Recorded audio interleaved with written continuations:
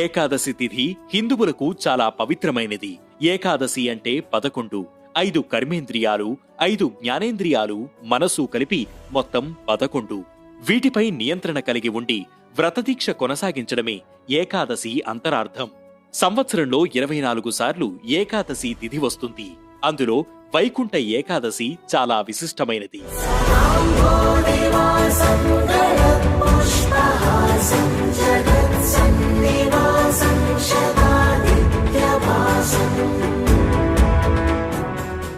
పుష్యమాసం శుక్లపక్షంలో వచ్చే ఏకాదశిని సర్వేకాదశి, వైకుంఠ ఏకాదశి, ముక్కోటి ఏకాదశి, మోక్షద ఏకాదశి అని పిలుస్తారు.